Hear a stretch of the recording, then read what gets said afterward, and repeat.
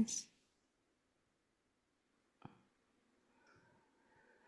So, Marcelene Dyer, I welcome you here to the Sprinkles of Spirit podcast, my little space that I created. I'm deeply grateful and I'm deeply honored to get to talk to you today and share this is your first book, It right? is. Yes. The Summer of My Life, Faith, Perseverance, and a Mother's Unconditional Love Throughout Her Daughter's Addiction. And so I rushed to listen to your book on audio when I heard you wrote a book, and then I bought it.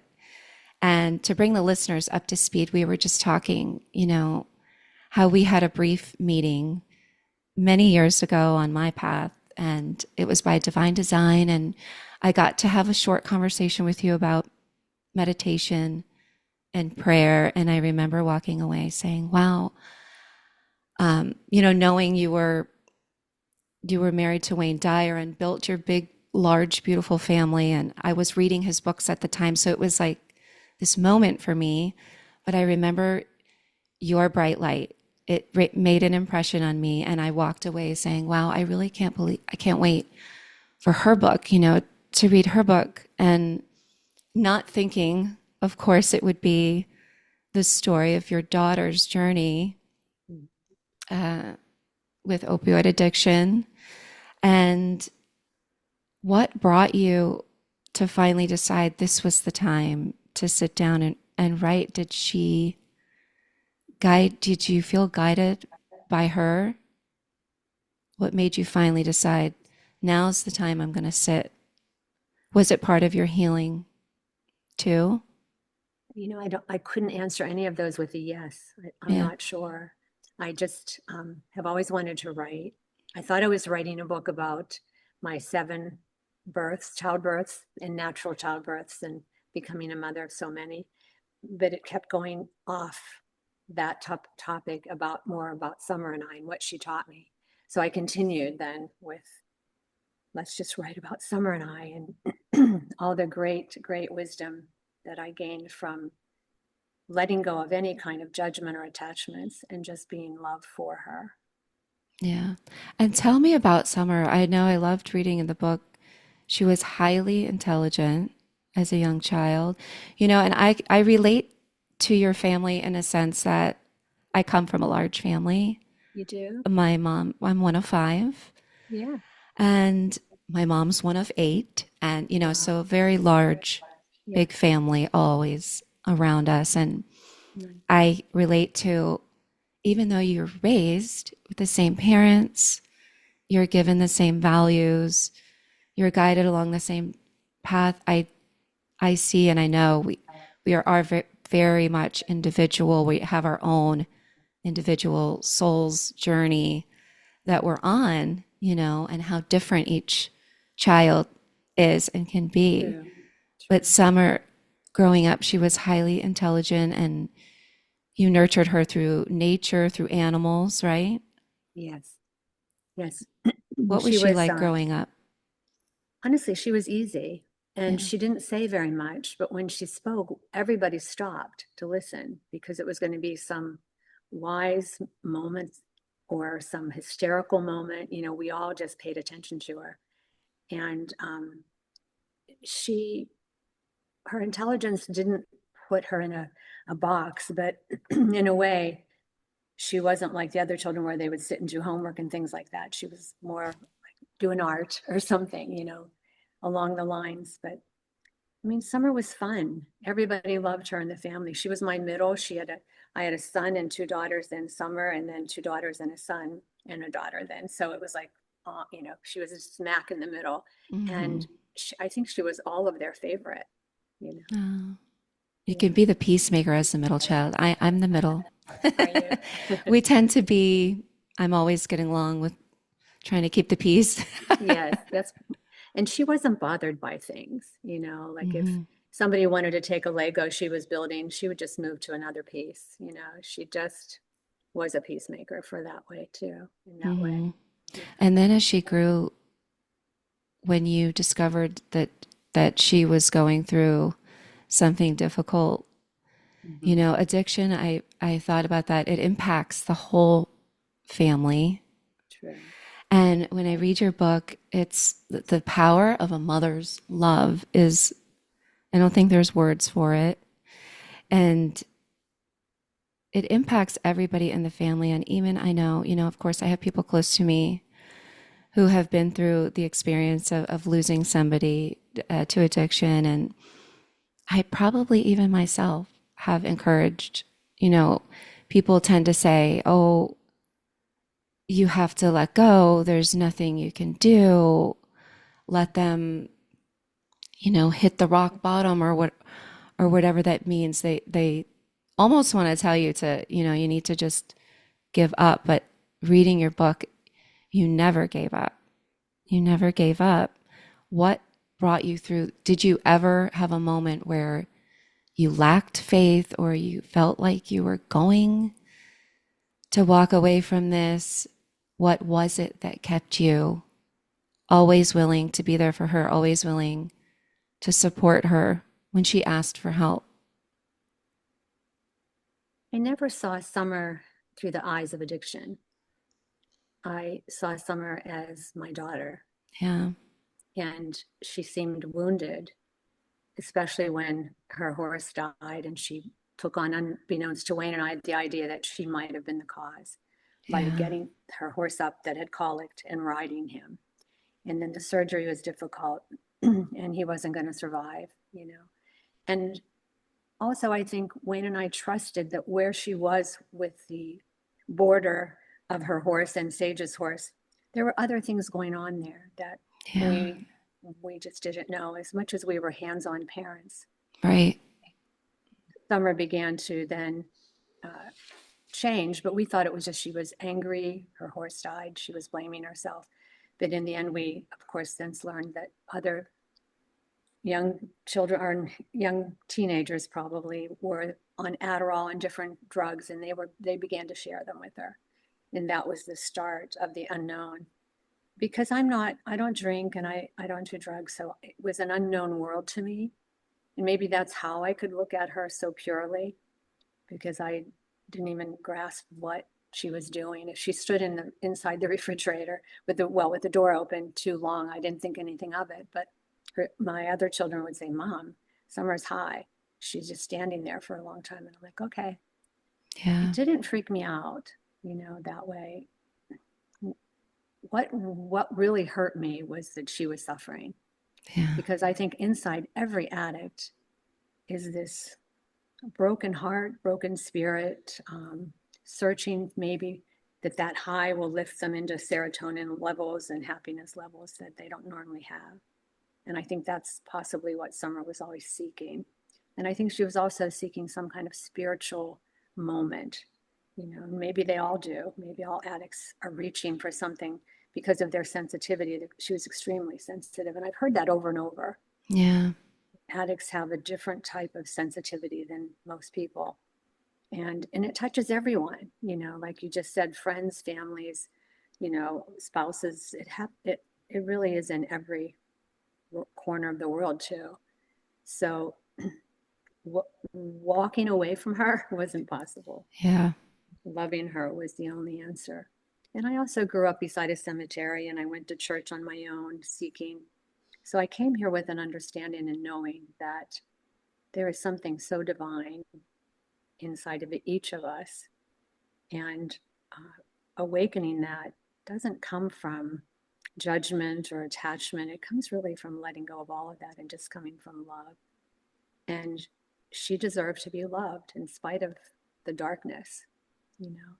And I think it made a difference because then she was a love being, like I shared in the writing, and her siblings too. She would give her favorite anything to anybody. If it Mm. was her favorite jacket and she saw someone on a bench homeless, it went to them. You know, Wow. I mean, she had that much love inside her, and I think because she was given so much love, and I ask all of the children at all times, just love her where she is. We don't walk in her shoes. Another thing I was taught as a child, we don't walk in anyone else's shoes but our own. So I can't know what she's going through and what she might be suffering through within her own mind, within her own experience as a human. So, And and then how did the ayahuasca come to you? I've never done ayahuasca, but I've heard many people, seeking healing get a mhm, lot out of it and have these profound experiences. yes. And you certainly had that profound vision come to you. Was she with you at when you went your first Well, time? how I learned about it was when she was given that weekend jail in West Palm Beach. Mm-hmm. And when I picked her up then after the weekend, she told me that there's a new plant medicine that a lot of the inmates were talking about. It was iboga and also ayahuasca. So I went the iboga route first, and honestly, that didn't seem to help. But then I learned of arrhythmia, and I sent Sommer in June of 2019. And it's a leaf and a root boiled with water. You drink like a shot glass only. She called me the next morning after her first shot, and she had no memory, no craving, no desire for heroin. And that's Wow, huge, that is huge. huge. And because of that, it's neural pathways that are made sometimes with these plant medicines. And because of that, I wanted to know what brought her such divine peace. Like she was a different person.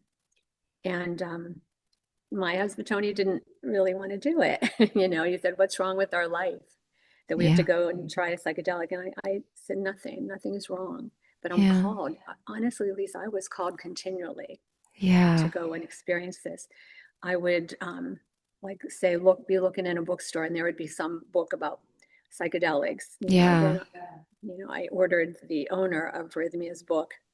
It's shit the moon said, but the I in that is a star. The I in Mm, that word. So and I read his story, and I just more wanted to go. And then we saw some YouTube videos. Anyway, it was strongly put in my direction. And you're right, my first drink of the medicine, my parents showed up, and they were both deceased, and they kept saying they were sorry. mm, And I had no idea what they were sorry for. And I said, "Whatever it is, I forgive you." And I was just admiring them. And you're in an altered state, but it seems so real and normal that I right. had my hands on my father's cheek and then my mother's cheeks. And I was saying, "I love you. You were the perfect father, the perfect mother." And, I forgive you, whatever that is. And then it was later when in the vision I had of a child of I was 8, and I was on the swing set, and apparently my father was calling through the window for me to come and finish the dishes. And he came out with a belt, and in the 50s that was normal. Mm-hmm. And Yep. and so I accepted that, and I never didn't do my dishes again. But I also thought, so they have an opportunity because ayahuasca is known as the vine of the soul or the vine of the spirit. So somehow they had an opportunity to connect with me, and maybe they were calling me to do ayahuasca initially so Oh, that they could have a reconciliation and be forgiven. So if that's the case, that's an enormous thought that because what they were asking for forgiveness for wasn't on my radar. mm-mm. I hadn't thought about that until that vision that actually happened. So, but it was on theirs so strongly. So I took that as we are really to be loving and kind to everyone. The littlest thing can matter. And certainly no violence, certainly, all of the like come from kindness and compassion, I guess is the Yeah. best way to say it, if you can, in all cases. And so, but then it was later in November of 21, we went back again. Again, it called to us. And that's when I drank the medicine. And there's like a veil that drops, and you're seeing in other dimensions. And there was Wayne and Sommer right in front of me. And she was on his right side, and his arm was around her. And I'm like, "Wow, hi," And he said, "Honey, Sommer has something to tell you." And then he says, "Sommer, tell Mom." And so Sommer says, "Mom, I'm here. I'm here with Dad." And I said, in my mind, I said, "Did she die today?" Because How Right. is she there with dad, you know?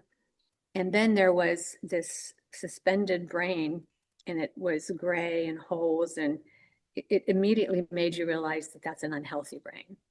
And then Summer came back in a vision and she said, Mom, that's my brain. And because of my high intelligence, I figured out a way to rewire it every day to function. But I don't want to do this anymore. I'm really tired. Mm. And that faded. And then you have a conversation with this plant medicine. People call it grandmother Aya, mother Aya. And it absolutely is true. And so I said, Mother Aya, is this a profound experience I'm seeing? Is this real? And then the vision was an airplane on a tarmac at an airport, and the conveyor belt was going by with a casket on it. And so that was a symbol for me of yes. And then I thought, Summer doesn't want to do this anymore. She doesn't want to be here.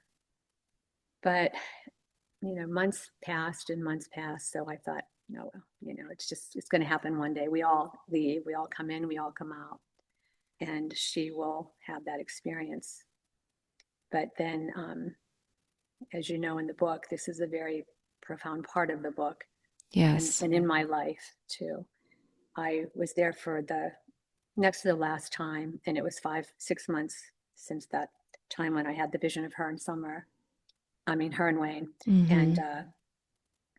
then I just was sitting on the mattress because there's 80 people in the room.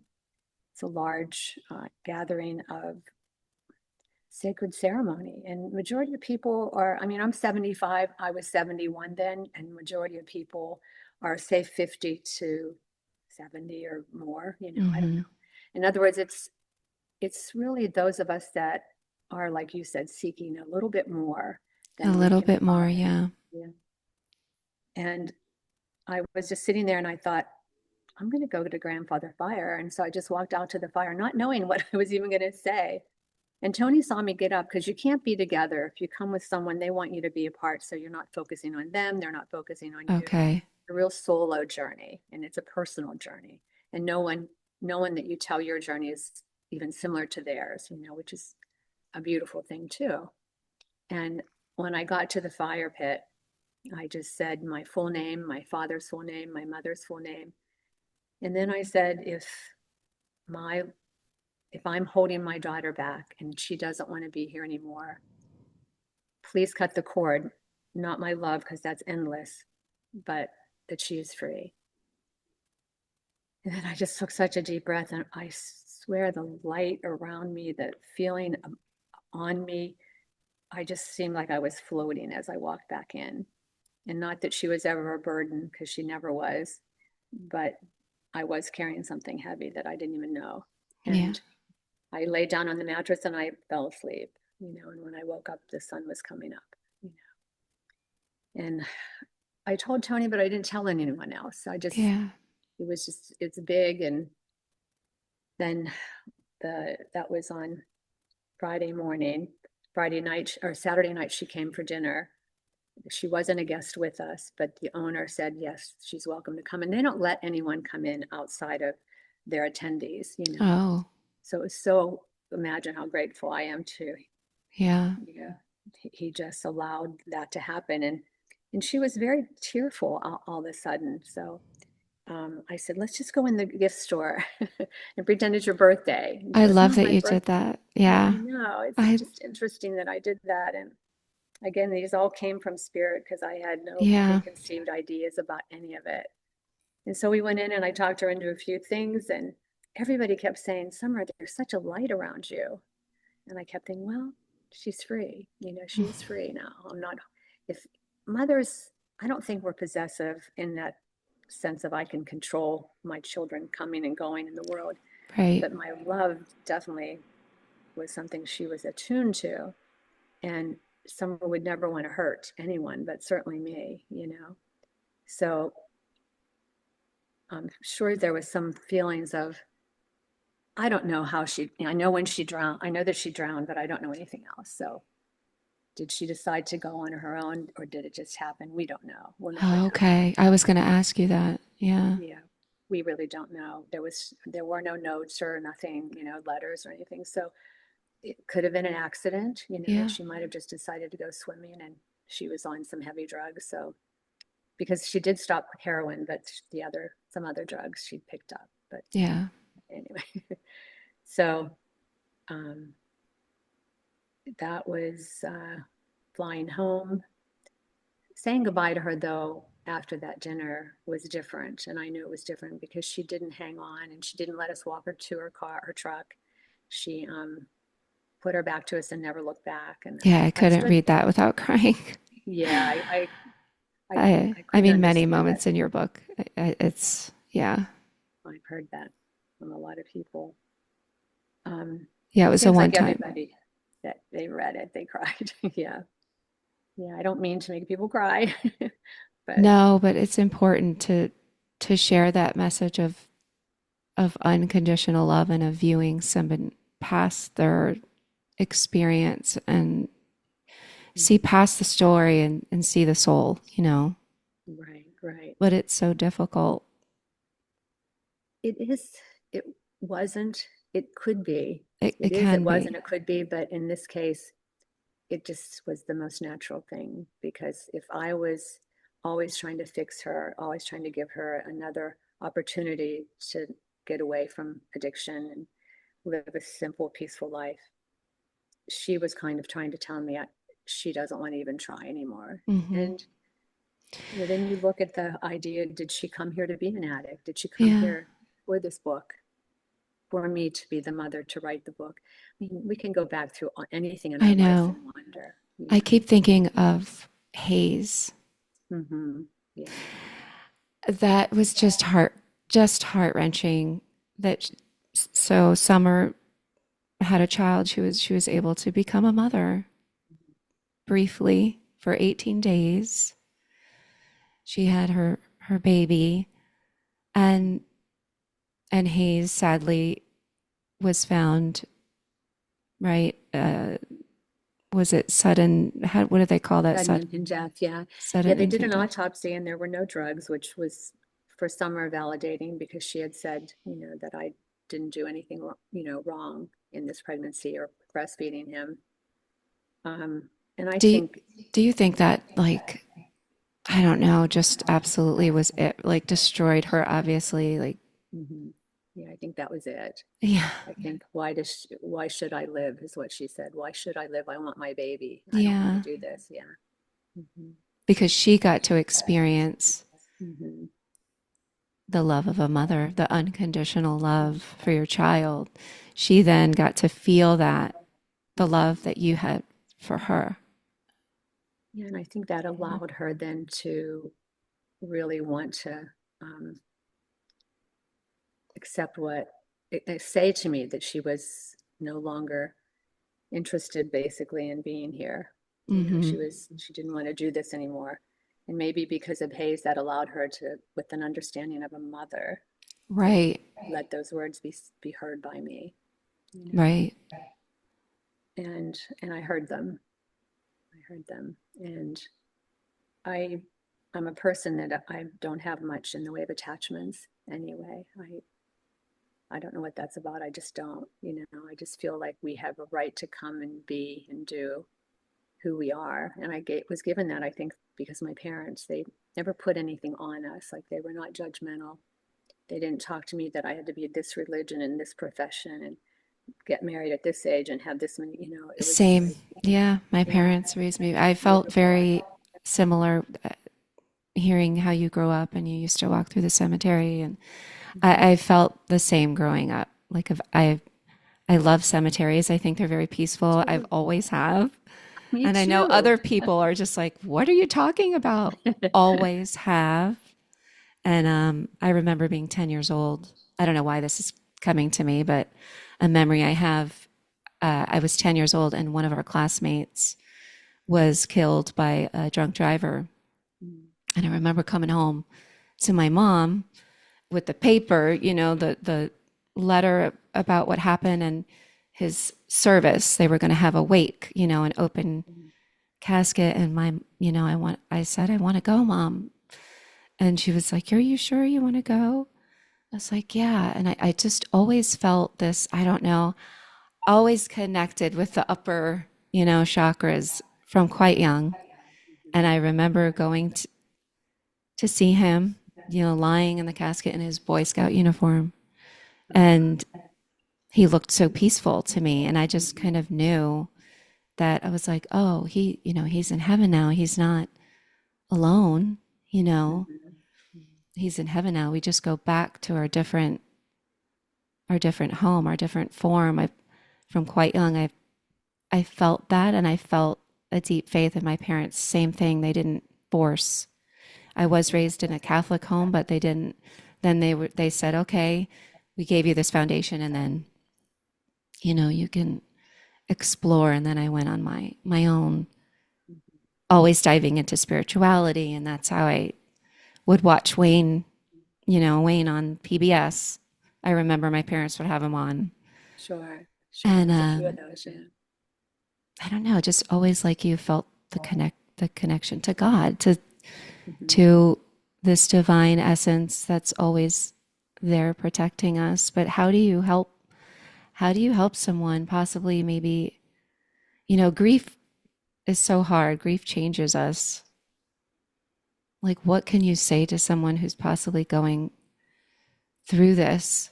A mother who maybe is in the middle of this, who wasn't raised like that. They never were given any kind of foundation. I mean, honestly, it's such a personal It thing, is such a grief. personal, I it don't, is a I guess, personal journey of what you believe. I think so. And I can just say that for me, I feel like we just dropped the body, but that who we are is unnecessarily held here Mm-hmm. when the body dies. I don't believe, because energy doesn't die, and I know we're energetic beings. So I've always felt that they're always around us, but in a different, just a different form. And like on ayahuasca, one of the experiences was I sat up and I was doing this kind of breathing because I don't want to get nauseous. So I was doing that. And all of a sudden, the room had beings walking everywhere, but I couldn't see from the waist down, but just like the waist up. And they were like in shirts or blouses or whatever, like normal people walking everywhere, but they were see through. I could see through one into the next one and the next one. And I thought, are these our relatives? Are these like all of us in that room? Are we calling forth our deceased loved ones, I mean, or are they attracted to the medicine and they come to be in the presence of it Mm. too, Yeah. you know? But, recently we had an experience where a friend of ours' daughter passed away, and the sister's boyfriend was in the shower and his grandfather gives him messages. He was in Kentucky and they live here in Florida. And he was told there's going to be a horrendous news coming to that family. You need to go to them. And so he finished, got dressed, got in the car and drove there. And her sister was found, she had passed away. So that just tells me so much that we have an ability beyond this, you know, Form. yeah, beyond all of this to possibly do work on the other side, because his grandfather gave him other information too in his life that all came true. So there is more to it, to us, than what we see here. And I think we get it wrong because we focus so much on this, and I'm guilty of it too. I want my hair. I don't want it to be white. I color it anything. And Me it's like too. it's a myth. I think but then it's fun, on that I side know. too. So, but I try so hard not to put that on anybody else. It's just my thing, if I Yeah. want, yeah. But, I think my tools of silence, prayer, meditation have been the best tools to have as a human, And what because does that look like on a daily basis? Do you meditate daily? Yeah. yes.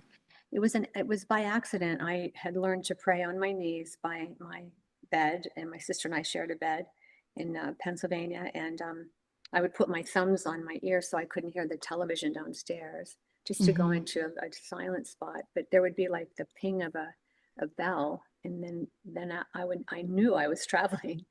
And I would say the Lord's Prayer, but never with the Amen. And then Hmm. I'd do my whole love list of family, friends, I church, love that you call it a love list. I'm gonna steal that from you. Sure, please do. Please Because I do. always tell my friends' family, I'm adding you to my list, but now I'm going to call Yeah, it my love love list. list, yes. And the world and Mother Earth and then at the end I would just stay there in that beautiful space, you know. I don't know how long, but then I would climb in bed and I just continued to do that. And then we met Deepak Chopra in, I think it was 1990 or maybe 87. And he invited me to come to one of his workshops and learn transcendental meditation. And in learning that, I'm like, I've been doing this my whole life. You know, it's just now Right? I have a mantra, you know. Yeah. And I have a door handle, door hanging on the handle that says "Mom's in meditation," and the rest of that says, "If only if you're bleeding, do you interrupt her?" So I the love kids it. knew, yeah, the kids knew. Let Mom have her 20 minutes, and I write that in the book how the one time Summer created this whole thing where she came and got me and I ran out and she said, Sage is bleeding. And Sage had her rollerblades on in the house, which is, or roller skates. Oh, And it was ketchup. And we ah. had put together this whole thing and they just thought that was hysterical. but, um, but meditation is something that I taught all my children, you know, so that So they have important. that tool. And they went to a Christian elementary school for the background too, as well, for the kindness and the compassion and the prayer that they would learn not just from their parents. And then they had the opportunity to go to private or public, and they all chose public, you know, the Hmm. real world, which I was very proud of them, you know. Yeah. And they all meditate. Well, I shouldn't say they all. Most of them meditate to this day, and if I'm sure if they need to, they would pull that tool back out again, Oh, you know. yeah. So I was blessed too. The way I credit my mother, teaching me meditation because out of the five of us, I was the extremely shy, extremely anxious little girl. Um, had a very just social anxiety, and she would sit with me at bedtime and teach me, Lisa, focus on your inhale, focus on your exhale. beautiful, So she taught me from quite young how to focus on the breath, right? And so I always tell her today, I'm like, Mom, you were my first yoga teacher. Sounds like she was. That's And beautiful. prayer, yeah, my mom's very, uh, I would say spiritual and has a very deep faith that I'm grateful, that I had that. I wish in today's world, I think meditation should be taught in schools. I don't know. I do Maybe too. someday we'll see that. But I do feel, when we lose someone, don't you feel like your relationship, it's not over?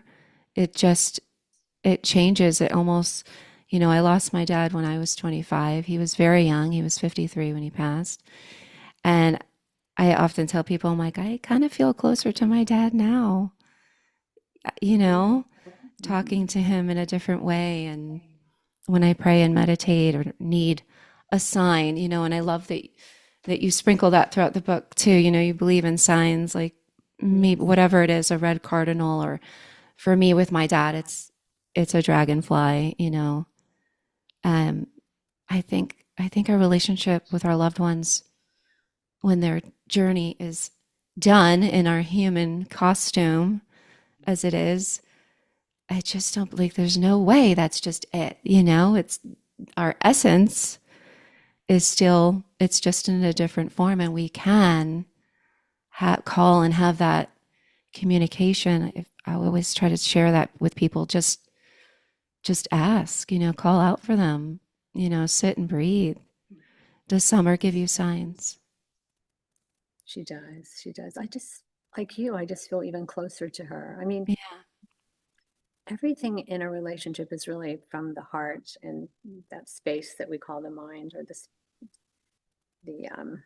thinking part of us. So that didn't go away. Yeah. Because Summer, she didn't live here in the end of her life, so my relationship her was very much like that all the time, you know, like even when she couldn't call me because she didn't have a router, um, we were just communicating through like telepathy, kind of like I would think of Mm-hmm. her and there would be a sign. Yeah, there's so many signs from Summer that she, I don't know, I just feel her a lot, Yeah. you know. And I had a red cardinal that would just, I would be sound asleep and I would be petting in my dream this red cardinal, and I could feel the cardinal on my chest, you know. And that was just before she passed. And then there was a nest in a palm tree, and it was red birds, you know, with eggs. And, you know, so Wow. I'm, you know, like there's, if that isn't, you know, like profoundly, like never happened in my life except that one time, you know, right after she passed. So yeah, I think we just have to be open to it. And there, I can't think of, I don't know why I can't think of the signs of her right this minute, but the red bird was the most astounding one. And I hear her laughter sometimes, you know, like, because she would just make fun of me because I was somebody that had to go meditate, you Yeah. know. And so she would giggle at that. Oh, mom's going to go to the other planet, you know, right now, that kind of thing. But yeah, I mean, the world she was in with drugs was dark too. Yeah. So, you know, there was, and that was when I just would vow just show her more love because she's not loving herself even right now, you know. And And I think that's life a is interesting. beautiful message, that is in your book is people going through that they need more love. That's what they need.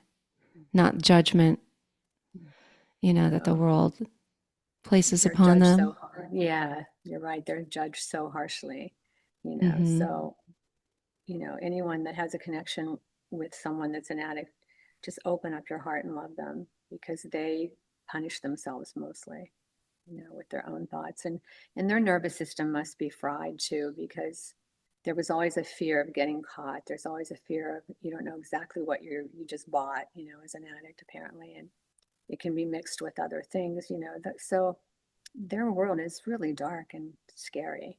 Yeah. And why not get? We all have an ability to love. Why not just give them that, you know? Mhm. And like the one time when she had to go to the hospital, you know, they always treated with great disdain, you know, Ugh. disrespect, the whole thing, you know. And, you know, I try to get it. I try to walk in their shoes, you know, that, you know, Summer did this to herself. But addiction now they understand is a disease, you know, Yeah. and and it holds on to them very tightly. But there was one doctor that said, you know, I'll give you a prescription for an MRI for your foot, and but go home and rest. You know, she was just Yeah. so respectful, you know, and that meant the world to us, you know. That, so it's not just even in your position as maybe as an employee somewhere or with Yeah. your Oh business, yeah. just try like the help tickets from my friend in the I doctor. love that Isn't that that amazing? the homelessness and people struggling with addiction are given an endless supply of help tickets. I loved that. I love that metaphor too. And I do. Help tickets. yeah, because that's what they need. You know, they need a little help, a little attention. They're often by themselves, you know, and how their world is probably very cold and cruel. So, Yeah. you know, it's just a way to make the world a little vibrate a little bit higher, you know, come from your loving space. Come from your loving space, exactly, with everything and every interaction. And however, I do believe, you know, when my dad died so young, I was like 53, what the heck?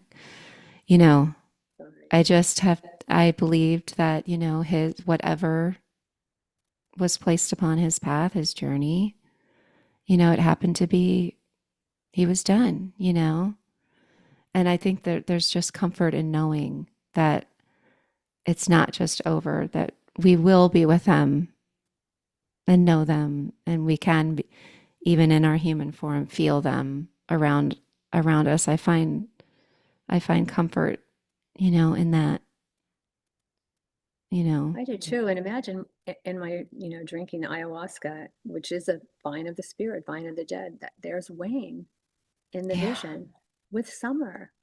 And just with his loving heart, he was letting me know, okay, mom, she's going to go and I'm going to be here for her. I mean, that great comfort that is alone, Yeah, you what a gift that was. know. Such a gift, A such a blessing. profound gift, you know. And so what would Summer say to us today if she was here? What do you think? What message would she share with us that she would leave people with?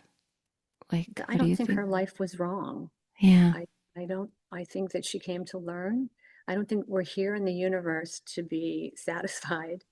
I think the universe has given us an opportunity to grow and to expand. And, I think Summer would say it was all divine, all of it, even the darkest moments, there was a reason for her to go through that. And if she signed up to be an addict, if she signed up to learn about addiction, then she fulfilled that. Yeah. If you take the judgment away, there's so many ways to live a life, and we don't always have our way as the right way, but live your life your way, in other words, but then allow people to live it their way. And if you can help and rescue them, because Summer was rescued many, many, many times, Yeah. through, and yet didn't find that rock bottom, which was going Mm-hmm. to show her a way up and out. So then you start to say, this is something I have to accept. This is something I am accepting, and love her right there where she is. So if she were here, I think she would say, thanks. Thanks Mm. for loving me, for putting me always in your heart with love. I think she would just love to be honored that she came here to be her, and she did it in that great intelligence too. So there's there's just something more to it that I probably will continue to grow into, as Yeah. well.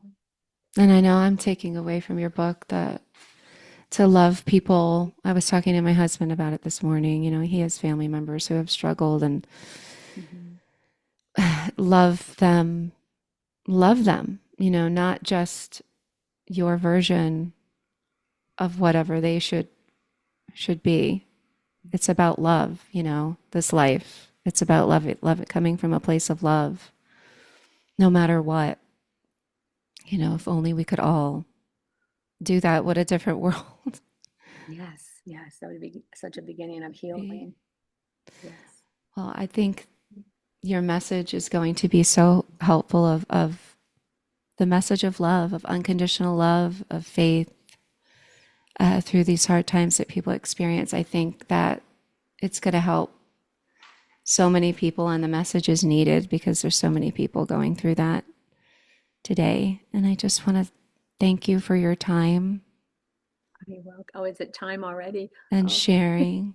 you're I know welcome. it goes so Went fast. so fast. Yes.